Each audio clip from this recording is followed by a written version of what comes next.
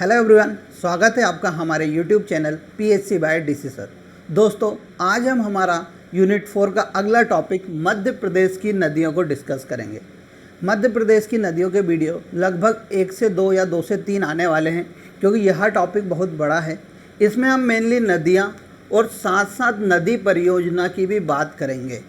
तो यानी इसमें हमारे 2 टॉपिक कंप्लीट हो जाएंगे, नदी तथा नदी के संबंधित जो भी परियोजना है उनसे रिलेटेड पूरे प्रश्न हम इसमें सॉल्व करेंगे। इसके साथ साथ मैंने आपको सबसे पहले मध्य प्रदेश के पर्वत तथा पहाड़ियों को कंप्लीट कराया था। उसके बाद मैंने मध्य प्रदेश का पठार आपको कंप्लीट कराया। आज ये हमारा यूनिट 4 का तीसरा टॉपिक है, जिसका नाम है मध्य प्रदेश की नदियाँ। इस टॉपिक में सबसे पहले हम मध्य प्रदेश का गंगा यमुना तंत्र की बात करेंगे, यानी उन नदियों की बात करने वाले हैं, वह नदियाँ जो गंगा या यमुना नदी में जाकर मिलती हैं। तो सबसे पहले टॉपिक स्टार्ट करने से पहले मैं आपको बता देता हूँ कि नदी क्या होती है तथा नदी तंत्र क्या होता है। देखिए, यहाँ पर लिखा हुआ है, भूतल पर प्रवाहित एक जलधारा होती है। नदी क्या होती है? भूतल पर प्रवाहित होने वाली एक जलधारा, जिसका स्रोत प्रवाह कोई झील, हिमनद या बारिश का पानी होता है तथा वह किसी सागर अथवा झील में गिरती है। अब इस डेफिनेशन से तो आपको समझ में नहीं आया होगा कि नदी क्या होती है। तो आप देखिए, एक सीधी सी डेफिनेशन समझिए कि एक बहता हुआ पानी को आप नदी बोल सकते हैं। कब बोल सकते हैं? जब उसका उद्गम स्थल यानी जहाँ से नदी शुरू होती है, या तो वो कोई सी झील हो या कोई झरना हो या किसी अन्य नदी की धारा हो। तो इन सब का जब किसी नदी का क्या होता है, उद्गम पॉइंट होता है, जो किसी झील, झरना या वाटरफॉल कुछ भी हो, तथा उसकी समाप्ति कहाँ पर होगी? या तो वह किसी सागर, महासागर या किसी अन्य नदियों में जाकर मिल जाएगी। तो इसे ही क्या बोलोगे आप? नदी बोलोगे। यानी नदी का एक उद्गम स्थल होना चाहिए। वो उद्गम स्थल कौन सा होना चाहिए? झरना, नदी, इनके द्वारा, और समाप्त स्थल कोई सागर या महासागर या किसी अन्य नदी में जाके मिल जाना ही उसे क्या बोलोगे आप? एक नदी बोलोगे। अब नदी तंत्र क्या होता है? देखिए क्या लिखा हुआ है, नदी तथा उसकी सहायक नदियों से मिलकर मिले तंत्र को नदी तंत्र बोलते हैं। जिसे समझिए, एक मुख्य नदी है जो कि मान लीजिए हिमनद से चालू हो रही है। हिमनद आप समझते हैं, ग्लेशियर से, और जाकर एक सागर में ख़त्म हो जाती है। यानी आप समझ लीजिए कि यहाँ पर बंगाल की खाड़ी में जाके समाप्त हो रही है।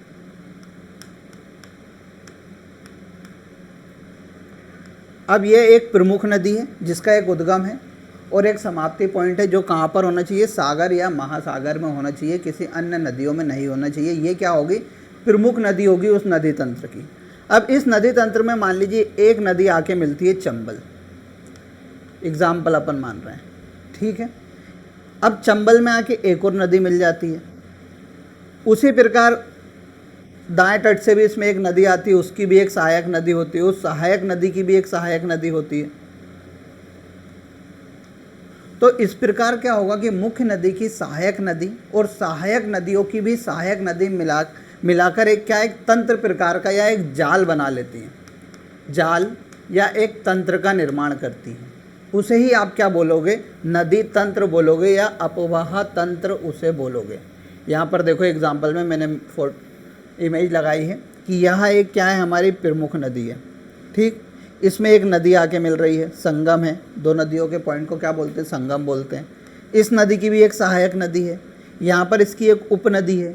तो इन्हीं सबको क्या हो रहा है? मुख्य नदी और उसकी उपनदियों को मिलाकर ही क्या बनता है? एक नदी तंत्र बनता है। तो आपको याद रखना है कि जब नदी तंत्र बनता है तो एक उसमें प्रमुख नदी होती है, जो कहाँ से? किसी हिमनद या कहीं से भी चालू होती है, किसी सागर वगैरह से, और समाप्त भी कहीं सागर या महासागर या में होगी। तो वहाँ क्या होगा? एक प्रमुख नदी होगी, और उसकी सहायक नदी क्या होंगी? उसमें जो नदियाँ आके मिलती हैं उनको क्या बोलोगे? सहायक नदी बोलोगे। अब आगे बात करते हैं। तो सर, मध्य प्रदेश में हमें कितने प्रकार के नदी तंत्र देखने को मिलते हैं? पहले तो एक बात मैं आपको बता देता हूँ कि मध्य प्रदेश में लगभग 100 से अधिक नदियों का उद्गम स्थल है। यहाँ पर 10 प्रमुख नदियाँ हमें मुख्य रूप से देखने को मिलती है। तो इसी कारण मध्य प्रदेश को क्या बोला जाता है? नदियों का मायका कहा जाता है। ये पूछा हुआ है कि किस प्रदेश को नदियों का मायका कहते हैं, तो आपको याद रखना है कि मध्य प्रदेश को नदियों का मायका कहा जाता है। जब हम मध्य प्रदेश में बात करते हैं तो मध्य प्रदेश के नदी तंत्र को 6 भागों में बांटा गया है। वो 6 भाग कौन कौन से हैं? तो सबसे पहला है गंगा यमुना नदी तंत्र। यह भारत तथा मध्य प्रदेश का सबसे बड़ा नदी तंत्र है। आपको याद रखना है, नर्मदा नदी तंत्र मध्य प्रदेश का सबसे बड़ा नदी तंत्र नहीं है। सबसे बड़ा नदी तंत्र कौन सा है? गंगा यमुना नदी तंत्र है। यानी इसका अर्थ क्या हुआ कि सर मध्य प्रदेश से कुछ वह नदियों का उद्गम हो रहा होगा जो जाकर या तो यमुना नदी में मिलती है या ही गंगा नदी में जाकर मिलती है। दूसरा है नर्मदा नदी तंत्र। अब इसमें देखो, नर्मदा नदी तंत्र प्रमुख नदी है क्योंकि इसका एक उद्गम स्थल है, जैसे अमरकंटक अनूपपुर से मेकाल श्रेणी से। इसका समाप्त कहाँ हो रहा है? सागर में जाके समाप्त हो जाती है, अरब की खाड़ी में जाके समाप्त होती है। तो यह क्या हो गई? नर्मदा हमारी प्रमुख नदी हो गई। अब कुछ ऐसी नदियाँ हैं जो नर्मदा में आके मिलेंगी, जैसे तवा हुई, हिरण हुई, कोलार हुई। तो ये सब नदियाँ किस में आएंगी? नर्मदा नदी तंत्र में आएंगी। यह मध्य प्रदेश का दूसरा बड़ा नदी तंत्र है। तीसरा नदी तंत्र है ताप्ती नदी तंत्र। आपको पता है मध्य प्रदेश के बैतूल से नदी ताप्ती नदी का उद्गम होता है, जो कि अरब सागर में जाके समाप्त होती है। फिर इसकी कुछ सहायक नदी पूर्णा वगैरह, तो यह भी एक क्या नदी तंत्र का विकास करेगी। चौथा नदी तंत्र है गोदावरी नदी तंत्र, कि मध्य प्रदेश की कुछ वह नदियाँ होंगी जो गोदावरी नदी में जाके मिलेंगी। जैसे आपने सुन रखा होगा बेनगंगा, तो बेनगंगा नदी कौन से नदी तंत्र का भाग है? गोदावरी नदी तंत्र का। फिर उसके बाद है माही नदी तंत्र। जैसे आप सभी को पता है माही नदी का उद्गम मध्य प्रदेश के धार जिले से होता है, फिर यह जाके भी अरब सागर में समाप्त हो जाती है। तो यहाँ भी एक प्रकार का क्या तंत्र का निर्माण करती होगी। फिर एक है महानदी तंत्र, जो कि छत्तीसगढ़ में बहता है, पर इसमें एक नदी जाके हमारे मध्य प्रदेश की महानदी में मिलती है। तो इस प्रकार मध्य प्रदेश के नदी तंत्र को कितने भागों में बांटा गया है? 6 भागों में बांटा गया है। तो इन्हीं नदी तंत्र को हम क्या डिटेल में डिस्कस करने वाले हैं कि सर गंगा यमुना नदी तंत्र के अंतर्गत कौन कौन सी नदियाँ आती हैं, नर्मदा नदी तंत्र के अंतर्गत कौन कौन सी आती है, ताप्ती नदी तंत्र के अंतर्गत कौन कौन सी नदी आती है। साथ साथ यह नदी तंत्र के ऊपर बनी हुई प्रमुख परियोजना, जैसे मान लीजिए चंबल के ऊपर गांधी सागर परियोजना बनी हुई है। नर्मदा के ऊपर बात करेंगे तो आपको देखने को मिलेगी ओमकारेश्वर परियोजना या इंदिरा सागर परियोजना। तो ये सब परियोजना के बारे में भी हम इस लेक्चर में कंप्लीट करने वाले हैं। तो आइए सबसे पहले हम बात करते हैं गंगा यमुना नदी तंत्र की। गंगा यमुना नदी तंत्र की बात करते हैं तो यह नदी तंत्र मध्य प्रदेश का सबसे बड़ा या भारत का सबसे बड़ा नदी तंत्र है। इसकी प्रमुख नदी की बात करते हैं तो चंबल, बेतवा, केन, सिंध, टोंस और सोन नदी, जो कि गंगा यमुना नदी तंत्र की प्रमुख नदी है मध्य प्रदेश के सापेक्ष में। ठीक है, अब देखो कैसे सर यहाँ नदी तंत्र बन रहा है। तो देखो, गंगोत्री से एक नदी का उद्गम होता है, उसका नाम है गंगा। ठीक है, यह समाप्त कहाँ पर होती है? बंगाल की खाड़ी में जाके समाप्त हो जाती है। इसमें एक नदी है यमुना, जो कि यमुनोत्री से निकलती है और आकर प्रयागराज में किस में मिल जाती है? गंगा नदी में आके मिल जाती है। यानी यमुना नदी भी किसकी सहायक हो गई? गंगा नदी की सहायक हो गई। अब मध्य प्रदेश की कुछ ऐसी नदियाँ हैं जो जाके किस में मिलती हैं? गंगा नदी में सीधे जाके मिलती हैं, और कुछ ऐसी नदियाँ हैं जो सीधे जाके यमुना नदी में मिलती है। तो पहले गंगा नदी में मिलने वाली नदियों की हम बात करते हैं। तो सबसे पहले हमें एक नदी देखने को मिलती है सोन नदी, जो कि गंगा नदी में सीधे जाके मिलती है। दूसरी आपको देखने को मिलेगी टोंस नदी, जो सीधे जाके गंगा में मिलती है। तो मध्य प्रदेश की 2 नदियां हैं, एक तो सोन और टोंस, जो सीधे जाके किस में मिलती है? गंगा नदी में मिलती है। अब जब हम यमुना नदी की सहायक नदियों की बात करेंगे तो सबसे पहले आपको देखने को मिलेगी चंबल नदी, जिसका उद्गम इंदौर से होता है, इसके बारे में हम बात करेंगे। उसके बाद आपको मिलेगी सिंध नदी। अधिकतर किताबों में सिंध नदी को चंबल नदी की सहायक नदी बताया गया है, परंतु आपको याद रखना है जो कि सिंध नदी जो सिरोंज विदिशा से निकलती है, यह किसकी सहायक नदी है? यमुना नदी की सहायक नदी है। फिर उसके बाद आपको देखने को मिलेगी बेतवा नदी, जो कि रायसेन के कुमरा गांव से निकलती, यह भी यमुना नदी की सहायक नदी है। फिर आपको मिलेगी केन नदी, यह भी यमुना नदी की सहायक नदी है। फिर आपको एक मिलेगी मंदाकिनी नदी, यह भी किसकी सहायक नदी है? यमुना नदी की सहायक नदी है। अब इसको हम प्रॉपर मैप के थ्रू पढ़ेंगे तो सबसे पहले हम बात करते हैं कि मध्य प्रदेश की उन नदियों की जो कि गंगा नदी में जाकर मिलती है। तो सबसे पहली बात आती है सोन नदी की।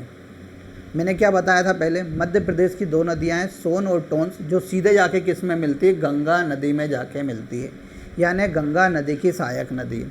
तो देखिए यहाँ से सोन निकलती है अनूपपुर ज़िले से और बहती हुई मध्य प्रदेश, उत्तर प्रदेश और बिहार, ये तीन ही राज्यों से होते हुए ये पटना के निकट किस में मिल जाती है, गंगा नदी में जाके मिल जाती है। भाई जब हम टोंस नदी की या बात करेंगे तो टोंस नदी यहाँ से मध्य प्रदेश से निकलती है और उत्तर प्रदेश में बहते हुए प्रयागराज के निकट किस में मिल जाती है, गंगा नदी में जाके मिल जाती है। अब हम बात करते हैं सोन नदी के बारे में। बहुत महत्वपूर्ण नदी है, यहाँ से प्रश्न डेफिनेटली पूछा जाता है, तो आपको याद रखना है। सबसे पहले मैं आपको सोन नदी के बारे में बताता हूँ। तो सोन नदी की बात करते हैं। सबसे पहले मैं बताता हूँ कि कहाँ से कैसे प्रश्न यहाँ से पूछे जाते हैं। देखिए, नदियों से जब हम प्रश्न की बात करेंगे तो पूछते हैं कि नदियों के अन्य नाम क्या हैं, कि जैसे कि मान लीजिए हमारी नर्मदा है, उसे रेवा नाम से भी जाना जाता है। सोन नदी है, उसे स्वर्णबाहु के नाम से भी जाना जाता है। फिर इनका उद्गम स्थल कौन सा है, कहाँ से ये शुरू होती हैं, समाप्त कहाँ पर होती हैं, इनकी सहायक नदी कौन कौन सी है, इनकी कुल लंबाई कितनी है, और साथ साथ इन पर निर्मित परियोजना के बारे में भी हमारे एग्ज़ाम में पूछा जाता है। तो सबसे पहले हम सोन नदी की बात करते हैं। तो देखिए, सोन नदी को मुख्य रूप से सोहन, स्वर्ण नदी और हिरणवहा और नद नदी के नाम से जाना जाता है। ऐसा कहा जाता है कि प्राचीन काल में इस नदी में स्वर्ण के यानी सोने के निक्षेप मिलते थे। इस कारण इस नदी को ही क्या बोलते हैं, स्वर्ण नदी बोलते हैं, स्वर्ण नदी बोलते हैं। ठीक है, अब देखा आगे बात करते हैं। रेड नहीं आएगा, देखो अब यहाँ पे आते हैं। मैप में देखिए कहाँ से उद्गम होती है, किन किन जिलों में, किन किन राज्यों से बहते हुए यहाँ गंगा नदी में मिलती है, हम बात करते हैं। जो सोन नदी है उसका उद्गम मध्य प्रदेश के अमरकंटक या मैकाल पर्वत श्रृंखला से होता है। यानी अमरकंटक कहाँ पर है, अनूपपुर ज़िले में है।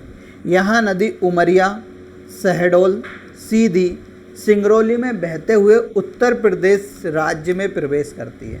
ठीक है, उत्तर प्रदेश के बाद बहते हुए यह बिहार राज्य में प्रवेश करती है और बिहार राज्य में पटना के निकट गंगा नदी में जाकर मिल जाती है। तो इसका अपवाह क्षेत्र पूछेगा तो मध्य प्रदेश के आपको पूर्वी क्षेत्र में देखने को मिलेगा, जो कि अनूपपुर, उमरिया, शहडोल, सीधी, सिंगरौली जिलों में मुख्य रूप से देखने को मिलता है। किन किन राज्यों में होके बहती है, तो मध्य प्रदेश, उत्तर प्रदेश और बिहार राज्य में यह नदी होके बहती है। इस नदी की कुल लंबाई 780 किलोमीटर है। कितनी है, 780 किलोमीटर है। यह मध्य प्रदेश की तीसरी बड़ी नदी है। कौन सी नदी है, मध्य प्रदेश की तीसरी बड़ी नदी है। अपवा क्षेत्र भी हमने देख लिया, मध्य प्रदेश, उत्तर प्रदेश, बिहार में देखने को मिलता है। अब आगे आइए बात करते हैं कि सर मध्य प्रदेश जो हमारी सोन नदी है उसकी प्रमुख सहायक नदियों की बात भी हमें बताइए। तो देखिए, इसमें मुख्य रूप से घग्गर, जोहिला, गोपद, रिहंद, कन्हर और उत्तर कोयल नाम की नदी क्या है, इसकी सहायक नदी है। एग्ज़ाम में पूछने लगे, अभी टैक्सेशन में पूछा हुआ था, इसलिए आपको ये सब याद जरूर रखना है। तो देखिए, सबसे पहले हम बात करते हैं सोन नदी। ये तो हमारी प्रमुख नदी हो गई, मैंने आपको बताया। यहाँ पर अमरकंटक अनूपपुर से एक जोहिला नाम की नदी निकलती है और उमरिया के निकट जाकर ये किस में मिल जाती है, सोन नदी में जाके मिल जाती है। अमरकंटक अनूपपुर से मध्य प्रदेश में 3 नदियों का उद्गम होता है। एक है हमारी सोन, दूसरी जोहिला और तीसरी है नर्मदा नदी, जो कि पश्चिम दिशा की ओर बहती है। तो आपको याद रखना है 2 नदी कौन कौन सी हो गई, एक सोन नदी, दूसरी जोहिला नदी। जोहिला नदी किसकी सहायक है, तो सोन नदी की सहायक नदी है। फिर आप देखेंगे कि यहाँ से छत्तीसगढ़ से एक नदी का उद्गम होता है, उसका नाम है गोपद, और गोपद नदी सिंगरौली के निकट आकर सोन नदी में मिल जाती है। गोपद भी आपको याद रखना है किसकी सहायक नदी है, सोन नदी की। फिर एक छत्तीसगढ़ से एक तीसरी नदी का उद्गम होता है रिहंद नाम की, और रिहंद नदी जाके सिंगरौली के निकट किस में मिलती है, सोन नदी में जाके मिल जाती है। आगे बात करते हैं, एक कन्हर नदी है जो झारखंड में बहती है। फिर एक उत्तर कोयल नदी है, यह भी झारखंड राज्य में बहती है, जो कि सोन नदी की प्रमुख नदी है। तो आपको मुख्य रूप से 3 नदी का नाम तो याद ही रखना है, जोहिला, गोपद और रिहंद नदी का। अब हम आगे बात करते हैं कि सोन नदी के ऊपर कौन कौन सी परियोजना वर्तमान में चल रही हैं। तो सबसे पहले हम बात करेंगे सोन नदी की। जब सोन नदी शहडोल ज़िले में प्रवेश करती है तो शहडोल ज़िले में यहाँ पर एक परियोजना बनाई गई है, उसका नाम है बाण सागर परियोजना। इसमें दिख रहा होगा शहडोल ज़िले में कौन सी बाण सागर परियोजना बनी हुई है। अब बाण सागर परियोजना की बात करते तो 1978 में मोरारजी देसाई द्वारा बाण सागर परियोजना की नींव रखी गई थी, जिसको 2006 में कंप्लीट हुई बाण सागर परियोजना, जिसका शुभारंभ अटल बिहारी वाजपेयी द्वारा किया गया था। अब किसी भी राज्य में कोई परियोजना बनती है तो उसके 3-4 मुख्य उद्देश्य होते हैं। इसी के कारण हमें याद रखना है, क्योंकि कृषि में भी जब हम पढ़ेंगे तो यहाँ सब पूछा जाएगा। तो क्या उद्देश्य होते हैं कि सर कृषि के लिए हमें पानी मिल सके, यानी सिंचाई हो सके, ये इसका एक प्रमुख उद्देश्य होता है। दूसरी बात करते हैं तो पेयजल की व्यवस्था हो सके, यानी आउटसाइड क्या मिल पाए, पेयजल यानी पीने का पानी मिल पाए। तीसरी बात करते हैं तो तीसरी बात क्या करते हैं कि जो भी जल स्तर होता है किसी भी स्थान का, उसका जल स्तर को बढ़ावा देने के, यानी बढ़ जाए, जिसके कारण क्या हो, पेयजल या पानी की क्या हो, किल्लत ना हो। यही कुछ परियोजना के क्या होते हैं, मुख्य उद्देश्य होते हैं। तो अब जैसे आपके एग्ज़ाम में पूछेगा कि बाण सागर सिंचाई परियोजना किस ज़िले में स्थित है, तो यह सीधा सा पॉइंट यहाँ पे आपको दिख रहा है कि शहडोल ज़िले में स्थित है। तो कुछ ऐसी चीज़ एग्ज़ाम में पूछेंगे तो आपको ये सब याद रखना है। तो बाण सागर परियोजना किस ज़िले में है, शहडोल ज़िले में है। 1978 में उसकी नींव रखी गई थी, 2006 में उसका शुभारंभ किया गया। उसके द्वारा 435 मेगावाट बिजली उत्पादन किया जाता है, यानी ये क्या है, एक बहुउद्देशीय परियोजना है, यानी इससे सिंचाई का काम भी हो रहा है, साथ साथ आपको क्या बिजली उत्पादन भी करके दे रही है, इसलिए इसको क्या बोल रहे हैं, बहुउद्देशीय परियोजना बोलते हैं। ठीक है, अब देखो इसके बारे में एक और बात बताता हूँ। अब देखिए सोन नदी का हमें जो अपवाह क्षेत्र देखने को मिलता है वो किन किन राज्यों में देखने को मिलता है, मध्य प्रदेश में, उत्तर प्रदेश में और बिहार में। अब ये इतनी बड़ी परियोजना है, 435 मेगावाट बिजली का उत्पादन भी कर रही है, तो यानी इसका मतलब ये बहुत बड़ी परियोजना है। तो अब एक राज्य तो इसके ऊपर अपना क्या, एक राज्य के अंतर्गत तो ये आ नहीं सकती, तो ये क्या होगी, एक संयुक्त रूप की परियोजना होगी। तो आपको याद रखना कि बाण सागर परियोजना मध्य प्रदेश, उत्तर प्रदेश और बिहार राज्य की क्या है, एक संयुक्त परियोजना है। यहाँ भी एग्ज़ाम में पूछा गया, तो आपको याद रखना है उत्तर प्रदेश को शामिल नहीं करना है, छत्तीसगढ़ को आपको क्या शामिल नहीं करना है। कौन कौन से राज्य होगा, मध्य प्रदेश, उत्तर प्रदेश और बिहार जो है इसका क्या है, संयुक्त रूप की यह परियोजना है। अब हम आगे बात करते हैं कि सर एक उमरिया में जोहिला बांध बना हुआ है, तो जोहिला नदी के ऊपर जोहिला परियोजना चलती है, उसके ऊपर क्या बना हुआ है, जोहिला बांध बना हुआ है, ये भी आपको रखना है। फिर रिहंद नदी के ऊपर, जो कि सोन नदी की सहायक नदी थी, तो उत्तर प्रदेश में यहाँ पर रिहंद बांध देखने को मिलता है। कौन सा बांध देखने को मिलता है, रिहंद बांध देखने को मिलता है। उसका एक और नाम है गोविंद बल्लभ पंत सागर बांध। यहाँ उत्तर प्रदेश के सोनभद्र जिले में है और यहाँ उत्तर प्रदेश के पहले मुख्यमंत्री गोविंद बल्लभ पंत के नाम पर इस बांध का नाम रखा हुआ है। इसको रिहंद डैम के नाम से भी जानते हैं, साथ साथ किस नाम से, गोविंद बल्लभ पंत सागर के नाम से भी जानते हैं। ठीक है, समझ में आया। हमने परियोजना भी देखी कि सर आपने बाण सागर परियोजना बताई, जो कि कहाँ पर है, शहडोल ज़िले में है। जोहिला बांध बताया, वो उमरिया ज़िले में। यहाँ पर पूछ लेगा जोहिला सिंचाई परियोजना किस ज़िले में है, तो आपको बताना है उमरिया में। फिर आपको सोन नदी की एक सहायक नदी रिहंद नदी पे मैंने एक बांध बताया, रिहंद बांध या गोविंद बल्लभ पंत सागर बांध बताया। आपको मुख्य रूप से बाण सागर परियोजना को जरूर याद रखना, ये किस जिले में, शहडोल में। मध्य प्रदेश, उत्तर प्रदेश और बिहार की क्या है, संयुक्त परियोजना है। अब हम आगे बात करते हैं, यहाँ पर हमारी सोन नदी की पूरी बात समाप्त हुई। आपको याद रखना है मुख्य रूप से सोन नदी के अन्य नाम, उद्गम कहाँ से हुआ है, साथ साथ उसकी लंबाई कितनी है, सहायक नदी कौन कौन सी और उस पर कौन कौन सी परियोजनाएं बनी हुई है। बाई मैप मैंने आपको बताया, तो आपको आसानी से याद हो जाएगा। आप क्या कीजिएगा, एक रफ मैप लीजिएगा और रफ मैप पे जैसा मैंने मैप बनाया है सोन नदी का, वैसा ही मैप आपको उस रफ मैप पे बार बार बना के देखना है। जिससे क्या होगा, आपको आसानी से वह परियोजना याद हो जाएगी और नदी भी याद हो जाएगी। मेहनत लगेगी, पर हमें सिलेक्शन लेना है तो ज़रूर हमें मेहनत करना होगी, अन्यथा आप समझ लिए बिना मेहनत के कुछ भी नहीं होने वाला है। अब आगे हम सोन नदी की एक जो हमारी गंगा नदी है उसकी अन्य सहायक नदी टोंस नदी या उसे तमसा नदी के नाम से भी जाना जाता है, तो इसकी बात करते हैं। आपको याद रखना है, एक टोंस नदी गंगा नदी की सहायक है जो उत्तराखंड राज्य में भी बहती है, पर यह हमारे मध्य प्रदेश की टोंस नदी है। इसे तमसा नदी के नाम से भी जाना जाता है, इसका अन्य नाम नहीं है, इसे समाप्त कर लेना। इसके उद्गम स्थल की बात करेंगे तो देखिए, वर्तमान में यह मैहर जिला हमारा बन चुका है, बोल रहे हैं तो तमसा कुंड है। यहाँ पर कौन सा कुंड है? तमसा कुंड, जो कि मैहर में है।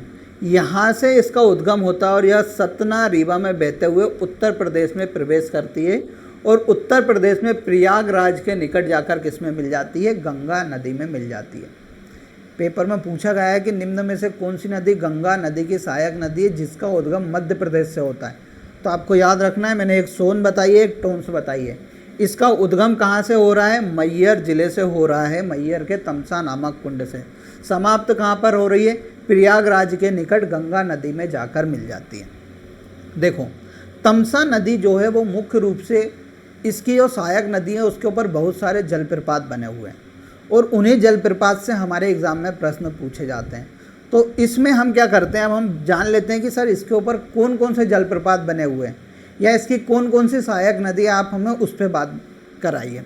तो देखिए, इसके ऊपर जैसे आप मान लीजिए कि कहीं पे टोंस परियोजना चल रही है सतना ज़िले में, इसकी एक परियोजना का आपको याद रखना है कि टोंस परियोजना वर्तमान में सतना और मैहर जिले में वर्तमान में चल रही हैं, तो आपको याद रखना है। जब हम इसकी सहायक नदियों की बात करेंगे तो बीहड़, बिछिया, महाना, बेलन और सेलर नदी इसकी प्रमुख सहायक नदियां हैं। ठीक है, और हम इसके बाद बात करेंगे इसके ऊपर कौन कौन से जलप्रपात बने हुए हैं। तो देखिए, सबसे पहले हम टोंस नदी की बात करते हैं। टोंस नदी मैहर जिले से क्या करती है? स्टार्ट होती है। आपको यहाँ पर एक मैं बात बताता हूँ कि जो मैहर जो त्रिकुटा पर्वत है, शारदा माता मंदिर जिसके ऊपर स्थित है, हमने पहले लेक्चर में पढ़ा था। तो वहाँ जो मैहर है, मैहर किस नदी के किनारे बसा हुआ है? तो टोंस या तमसा नदी के तट पे बसा हुआ है, आपको याद रखना है। यह नदी मैहर में बहते हुए सतना में प्रवेश करती है और जब ये रीवा में प्रवेश करती है तो रीवा में इसके ऊपर एक पूर्वा जलप्रपात का यहाँ निर्माण करती है। किसका? पूर्वा जलप्रपात का निर्माण करती है, ये आपको याद रखना है। पूर्वा जलप्रपात से बहते हुए यहाँ नदी रीवा से होते हुए उत्तर प्रदेश और प्रयागराज में जाके कहाँ पर मिल जाती है? गंगा नदी में मिल जाती है। अब इसकी सहायक नदी देखिए, इसकी एक सहायक नदी है बीहड़ नदी, और बीहड़ नदी पे ही एक चचाई जलप्रपात बना हुआ है। कौन सा बना हुआ है? चचाई जलप्रपात बना हुआ है, जो कि मध्य प्रदेश का दूसरा बड़ा जलप्रपात है।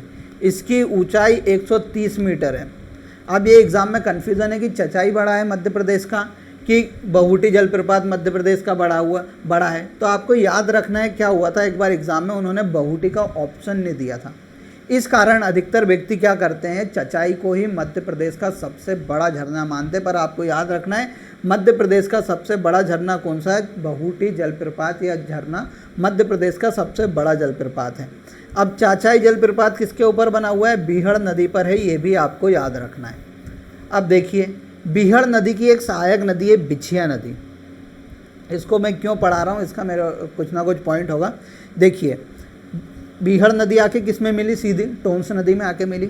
अब बीहड़ नदी में एक आके मिलती है बिछिया नदी, और बिछिया नदी के तट पर क्या है? रीवा जिला बसा हुआ है या रीवा शहर बसा हुआ है। इसलिए यह एग्ज़ाम में पूछा हुआ है कि रीवा किस नदी के तट पे बसा हुआ, तो आपको याद रखना है बिछिया नदी के तट पे बसा हुआ है, जो कि जो हमारा गंगा यमुना तंत्र की एक टोंस नदी है उसकी सहायक नदी की सहायक नदी है।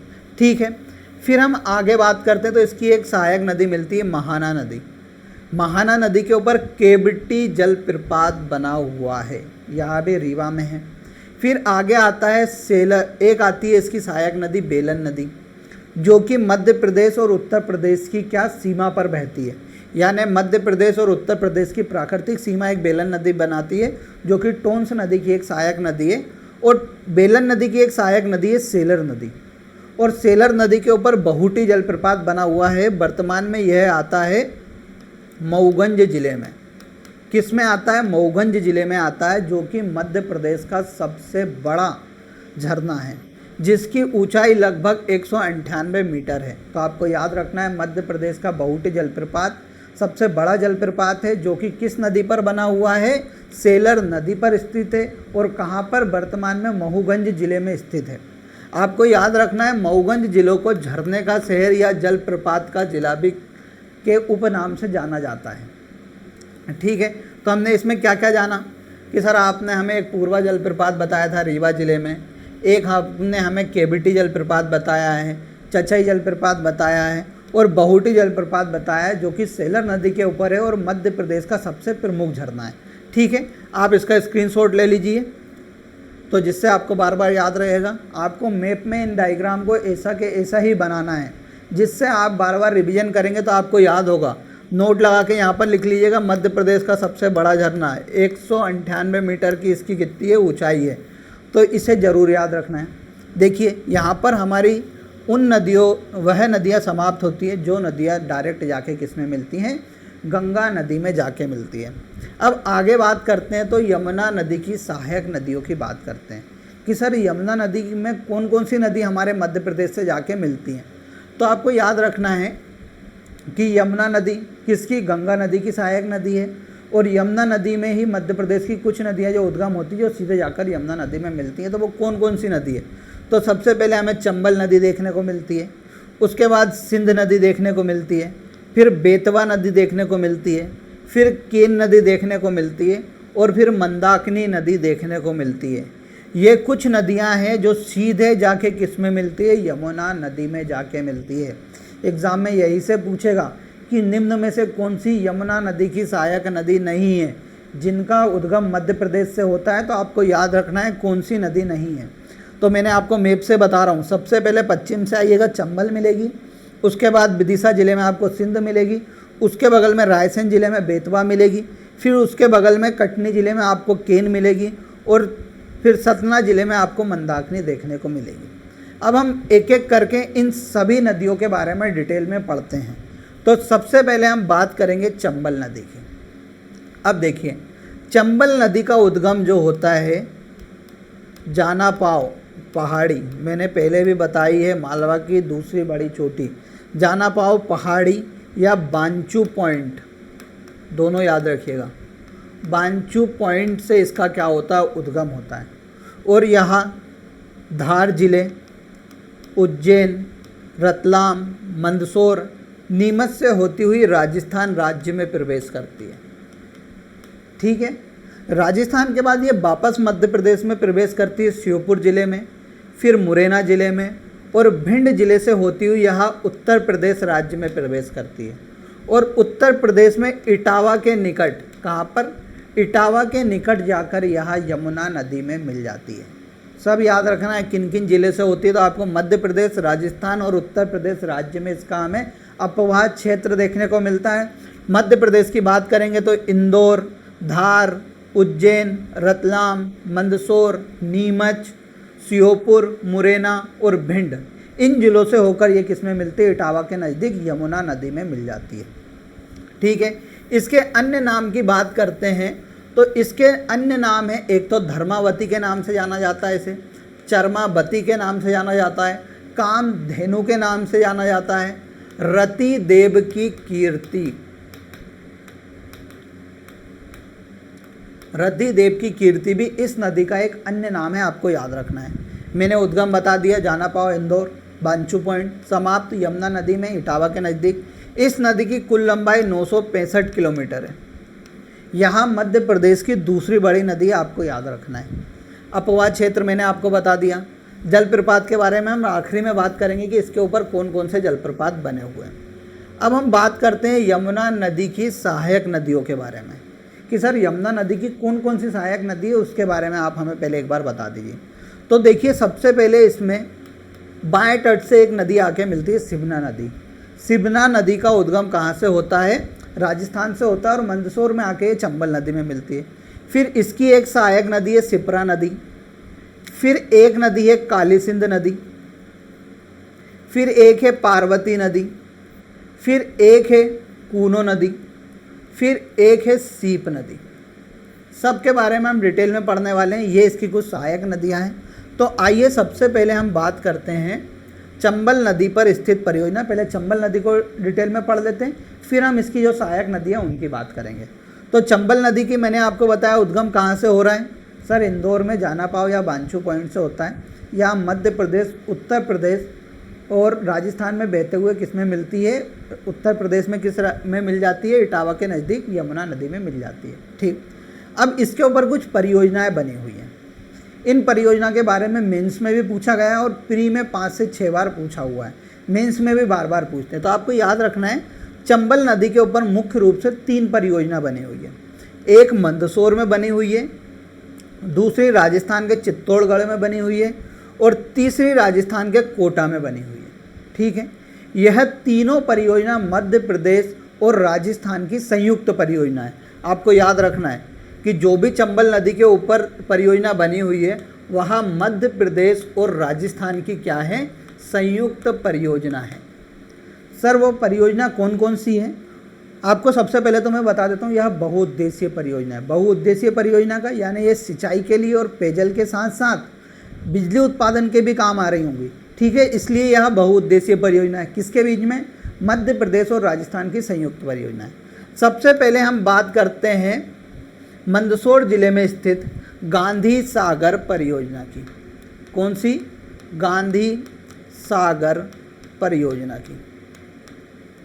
देखिए मैं आपको यहाँ पर एक बात बता देता हूँ कि जो गांधी सागर परियोजना है मध्य प्रदेश के मंदसौर जिले में स्थित है।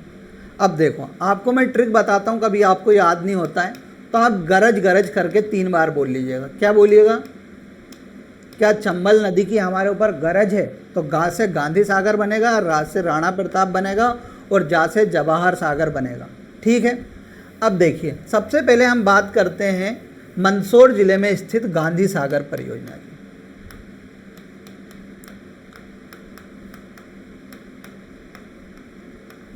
देखो गांधी सागर परियोजना का सबसे पहले तो आपको स्थान ही याद रखना है, मंदसौर जिले में स्थित है। फिर आपको इसके बारे में एक पॉइंट याद रखना है कि 1953 में इस परियोजना की आधारशिला रखी गई थी। यह परियोजना इंदिरा गांधी के नाम पर है, इसलिए इसका नाम गांधी सागर परियोजना है। यहाँ मध्य प्रदेश की पहली जल विद्युत परियोजना है। क्या बोल रहा हूँ, जल विद्युत परियोजना, यानी जल की सहायता से विद्युत का उत्पादन करना। इसीलिए यहाँ क्या है, जल विद्युत परियोजना है। यहाँ मध्य प्रदेश की पहली जल विद्युत परियोजना है।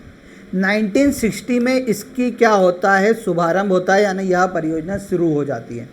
इस परियोजना के ऊपर जो डैम बना हुआ है वहाँ मानव निर्मित डैम है, यानी एशिया का पहला ऐसा डैम है जिसे पूर्ण रूप से मानव द्वारा बनाया गया है। तो गांधी सागर के बारे में मैंने आपको 3-4 चीज़ें बताई। सबसे पहली बात, किस जिले में, मंदसौर में, बहुउद्देशीय, मध्य प्रदेश राजस्थान की संयुक्त परियोजना है, मध्य प्रदेश की पहली जल विद्युत परियोजना है, एशिया का पहला मानव निर्मित बांध भी कौन सा है, गांधी सागर बांध है। ये भी आपको याद रखना है। इसकी क्षमता है 115 मेगावाट, याद रखना, ये पूछा जाता है। दूसरा है राणा प्रताप परियोजना, यहाँ भी राजस्थान के चित्तौड़गढ़ में स्थित है। इसके बारे में याद रखना है, इसकी क्षमता कितनी है, 172 मेगावाट है। फिर तीसरी है जवाहर सागर परियोजना, जो कि कहाँ पर स्थित है, कोटा में स्थित है। इसे ही कोटा बैराज के नाम से भी जाना जाता है और इसकी क्षमता कितनी है, 99 मेगावाट है। तो क्या बताया, 115 मेगावाट हमारे जवाहर सागर की है, 172 राणा प्रताप की है और 99 कोटा, 172 मेगावाट राणा प्रताप की है और 99 जवाहर सागर की है। तो इन तीनों को जब हम मिलाएंगे तो कितनी हो जाएगी, कुल क्षमता 386 मेगावाट क्षमता हो जाएगी। यानी चंबल नदी पर स्थित जो भी है चंबल नदी परियोजना की कुल क्षमता कितनी है, 386 मेगावाट है, जिसके अंतर्गत जवाहर सागर, राणा प्रताप और गांधी सागर बांध आते हैं। अब हम इसकी सहायक नदियों की बात करते हैं। तो सबसे पहली नदी आती है सिप्रा नदी। सिप्रा नदी की बात करते हैं तो सिप्रा नदी का उद्गम इंदौर की काकरावर्डी नामक पहाड़ी से होता है और इंदौर में बहते हुए यहाँ नदी उज्जैन में प्रवेश करती है और उज्जैन के बाद राजस्थान में जाती है और राजस्थान में चंबल नदी में जाकर मिल जाती है। ठीक है, अब देखिए शिप्रा नदी की कुछ अपन इम्पोर्टेंट पॉइंट की बात करते हैं। तो शिप्रा नदी के तट पर उज्जैन एक ऐतिहासिक स्थल बसा हुआ है। यहाँ पर हर 12 साल में कुंभ मेले का आयोजन किया जाता है। तो आपको याद रखना है कुंभ मेले का आयोजन किस नदी के तट पर किया जाता है? शिप्रा नदी के तट पर किया जाता है। फिर आपको याद रखना है कि शिप्रा नदी की सहायक नदी की बात करते हैं तो एक आती गंभीर नदी। गंभीर नदी का उद्गम उज्जैन से इंदौर से होता है और उज्जैन के पास जाकर ये किस में मिल जाती है? शिप्रा नदी में जाके मिलती है। आपको याद रखना है गंभीर नदी भी किसकी सहायक नदी है? शिप्रा नदी की सहायक नदी है। हाल ही में मध्य प्रदेश सरकार द्वारा नर्मदा गंभीर लिंक परियोजना शुरू की गई है, जो कि समाप्त होने पर है। जब मैं नर्मदा नदी पढ़ाऊंगा तो उसमें नर्मदा और अन्य नदियों के साथ जो लिंक परियोजना है उसकी भी हम बात करने वाले हैं। इसकी एक सहायक नदी है कान नदी, जो कि जिसका उद्गम कहाँ से होता है? इंदौर से होता है और उज्जैन के निकट जाकर ये किस में मिल जाती है? शिप्रा नदी में जाके मिल जाती है, बहुत चर्चा में रहती है। तो आपको याद यहाँ पर एक और पॉइंट याद रखना है कि कान नदी के तट पर इंदौर शहर बसा हुआ है। इंदौर में जो जू है उसके बगल में से जो नदी निकल रही है वो कौन सी है? कान नदी है, आपको याद रखना है। तो कान नदी के तट पे इंदौर शहर बसा हुआ है। फिर अगली सहायक नदी की बात करते हैं काली सिंध। तो काली सिंध नदी का उद्गम देवास जिले के बागली नामक स्थान से होता है। यहाँ बागली पहले एक रियासत हुआ करती थी। ठीक है, तो बागली नामक स्थान से काली सिंध नदी का उद्गम होता है और यह बहते हुए उत्तर दिशा में किस में मिल जाती है? चंबल नदी में जाके मिल जाती है। इसका आपको एक इम्पोर्टेंट पॉइंट याद रखना है कि जो सोनकच्छ है, यहाँ पर जैन धर्म से संबंधित एक मंदिर पुष्पगिरी बना हुआ है। वह किस नदी के तट पे है? तो काली सिंध नदी के तट पे है। यहाँ पूछा गया है तो आपको याद रखना है। अगली सहायक नदी की बात करते हैं तो अगली सहायक नदी है पार्वती नदी। देखो, पार्वती नदी को कुछ इस प्रकार लिखा जाता है, जो कि गवर्नमेंट में लिखा हुआ है पार्वती, पर आप बोलोगे गलत लिखा हुआ है, तो मैंने इसलिए पार्वती ऐसा भी लिख दिया। दूसरी सीप नदी, कूनो नदी और शिवना नदी की हम इसमें बात करते हैं। सबसे पहले हम बात करते हैं पार्वती नदी की। तो पार्वती नदी का उद्गम सीहोर जो जिला है उसके आष्टा नामक स्थान से होता है। यह नदी उत्तर दिशा में बहते हुए राजगढ़ जिले में प्रवेश करती है, फिर गुना जिले में प्रवेश करती है और गुना के बाद यह राजस्थान में बहते हुए श्योपुर जिले में प्रवेश करती है और श्योपुर के बाद यह जाकर चंबल नदी में मिल जाती है। ठीक है, अब इसके ऊपर कुछ परियोजना बनी हुई है, पहले हम इसकी परियोजना देख लेते हैं। तो इसके ऊपर एक हाल ही में जो निर्माणाधीन परियोजना है रेसाई परियोजना, बहुत चर्चा में, आपको याद रखना है। यह सीहोर प्लस राजगढ़ की सीमा पर बनी हुई है। सीहोर और राजगढ़ की सीमा पर इसे बनाया जा रहा है, जो कि है रेसाई परियोजना। आपको याद रखना है किस पे? पार्वती नदी पे। आप गुना जिले में जाओगे तो यहाँ पर आपको कृष्णा सागर बांध देखने को मिलेगा। कौन सा? कृष्णा सागर बांध देखने को मिलेगा, जो किस नदी पर बना हुआ है? पार्वती नदी पर बना हुआ है। अब पार्वती नदी की एक सहायक नदी नेवज नदी, और नेवज नदी का उद्गम मध्य प्रदेश के सीहोर जिले के जावर नामक स्थान से होता है। कहाँ से होता है? जावर नामक स्थान से होता है और यहाँ राजगढ़ में जाकर किस में मिल जाती है? पार्वती नदी में मिल जाती है। सर आप नेवज नदी को क्यों पढ़ा रहे हैं? तो आपको याद रखना है कि नेवज नदी के ऊपर मोहनपुरा बांध बना हुआ है। कौन सा बांध बना हुआ है? मोहनपुरा डैम बना हुआ है, जिसको 2018 में प्रधानमंत्री नरेंद्र मोदी द्वारा इसका शुभारंभ किया गया था। हाल ही में इसका 2023 में भी थोड़ा इसका शुभारंभ किया गया था, आपको याद रखना है। फिर आपको एक कूनो नदी मिलेगी, जो कि शिवपुरी के पठार से स्टार्ट होती है और कहाँ पर? चंबल नदी में जाके मिल जाती है।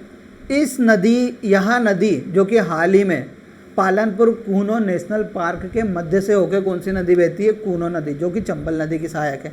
फिर एक सीप नदी है, जो कि यहीं से स्टार्ट होती है शिवपुरी के पठार के ऊपर से और किस में जाके? चंबल नदी में जाके मिल जाती है। ठीक है, तो यहाँ वह नदी की हमने बात कर ली। चंबल नदी यहाँ पर हमारी समाप्त होती है। अब हमारी अगली नदी है सिंध नदी, जो कि किसकी सहायक नदी है? यमुना नदी की सहायक नदी है। तो सिंध नदी की ओर बात कर ले तो सिंध नदी का उद्गम कहाँ से होता है? सिरोंज विदिशा में एक स्थान है, यहाँ से स्टार्ट होता है और यहाँ जाकर अशोकनगर से शिवपुरी से, फिर भिंड से जाते हुई यमुना नदी में मिल जाती है। ठीक है। अब सिंध नदी की एक सहायक नदी है कुंवारी नदी, जो कि भिंड जिले में आकर किस में मिलती है? सिंध नदी में मिलती है। सिंध नदी के ऊपर एक परियोजना बनी हुई है, बहुत बार एग्जाम में पूछा गया है, उसका नाम है अटल सागर परियोजना। क्या? अटल सागर परियोजना। इसका एक और नाम है मोहिनी सागर परियोजना। क्या है? मोहिनी सागर परियोजना। यह किस जिले में स्थित है? शिवपुरी जिले में स्थित है, जो कि सिंध नदी पर बनी हुई है, ये आपको याद रखना है। इसकी सहायक नदी कुंवारी नदी, ठीक है, जिसका उद्गम शिवपुरी से होता है और भिंड जिले में जाकर ये किस में मिल जाती है? सिंध नदी में जाके मिल जाती है। यमुना की अन्य सहायक नदी की बात करेंगे तो दूसरी है बेतवा नदी। बेतवा नदी का अन्य नाम की सबसे पहले हम बात कर लेते हैं, तो बेत्रावती या बिंध्यवती इसका अन्य नाम है। इसके उद्गम की बात करते हैं तो इसका उद्गम एक कुमरा गांव है। क्या है? कुमरा गांव, जो कि कहाँ? रायसेन जिले में है। कुमरा गांव से होता है और यह नदी रायसेन, विदिशा, अशोकनगर से बहती हुई निवाड़ी जिले में प्रवेश करती है और उत्तर प्रदेश में हमीरपुर के निकट जाकर किस में मिल जाती है? यमुना नदी में जाकर मिल जाती है। इसका अपवाह क्षेत्र की बात करेंगे तो यहाँ मध्य प्रदेश और उत्तर प्रदेश में इसका अपवाह क्षेत्र हमें देखने को मिलता है। इसकी कुछ सहायक नदियाँ हैं, जैसे हलाली, धसान, बीना, जामनी, बेतवा, इनकी हम आगे बात करने वाले हैं। तो देखिए, सबसे पहले हम किसकी बात करते हैं? बेतवा नदी की। और बेतवा नदी पे कौन सी परियोजना बनी हुई है, इसकी भी हम बात करते हैं। मैंने क्या बताया? बेतवा नदी का उद्गम कहाँ से होता है? कुमरा गांव, रायसेन से होता है। उत्तर दिशा में बहते हुई यह किसमें? उत्तर प्रदेश जिले में प्रवेश करते हैं। उत्तर प्रदेश में ललितपुर के निकट इसके ऊपर रानी लक्ष्मीबाई परियोजना प्रारंभ की गई है, यानी कंप्लीट है, यह वर्तमान में चल रही है। वहाँ पर उसके ऊपर एक बांध बना हुआ है, माटा टीला बांध उसे कहते हैं। इसी बांध के ऊपर से हमारे दतिया, ग्वालियर वाले ज़िले में क्या सिंचाई करने के लिए एक नहर निकाली गई है, जिसे रानी लक्ष्मीबाई नहर के नाम से जानते हैं और बेतवा नहर के नाम से भी जानते हैं। ठीक है, तो आपको याद रखना है बेतवा नदी के ऊपर कौन सी परियोजना बनी हुई है? रानी लक्ष्मीबाई परियोजना बनी हुई है। अब इसकी हम सहायक नदियों की बात करते हैं, तो सबसे पहली सहायक नदी है हलाली नदी। हलाली नदी की बात करते तो हलाली नदी का उद्गम बेरसिया, भोपाल के नज़दीक से समथिंग होता है। ठीक है, भोपाल से बहते हुए यहाँ विदिशा के निकट किस में आके मिल जाती है? बेतवा नदी में आके मिल जाती है। अब हलाली जो नदी है उसके ऊपर एक परियोजना चलाई जा रही है, उसका नाम है सम्राट अशोक परियोजना या हलाली परियोजना के नाम से उसे जाना जाता है। ठीक है, तो आपको याद रखना है सम्राट अशोक परियोजना कहाँ पर है? विदिशा जिले में। किस नदी के ऊपर है? हलाली नदी के ऊपर उसे चलाई जा रही है। ठीक है, फिर अन्य हम अलग उसकी जो बात करते हैं दूसरी की, तो धसान नदी है। कौन सी? धसान नदी। एक है बनास नदी और एक है धसान नदी। दोनों में आपको कन्फ्यूज़न नहीं होना है। बनास जो नदी है वो किसकी? नर्मदा नदी की सहायक है, और धसान जो नदी है वो किसकी सहायक नदी है? बेतवा नदी की सहायक नदी है। इसका उद्गम कहाँ से होता है? रायसेन जिले से होता है। रायसेन जिले या विदिशा के समथिंग ये जाकर किस में मिल जाती है? बेतवा नदी में जाके मिल जाती है। इसके ऊपर रायसेन में एक धसान परियोजना चलाई जा रही है। तीसरी नदी है बीना नदी, जिसका उद्गम भी रायसेन के निकट से होता है और यह नदी जाकर सागर बीना में जाकर किस में मिल जाती है? बेतवा नदी में मिल जाती है। इसके ऊपर बीना परियोजना चलाई जा रही है। इसके ऊपर सबसे प्रमुख है कि बीना नदी के ऊपर भालखुंड जलप्रपात बना हुआ है, जो कि सागर जिले में है। सागर के बीना नामक स्थान पर इसके ऊपर आपको भालखुंड जलप्रपात देखने को मिलेगा।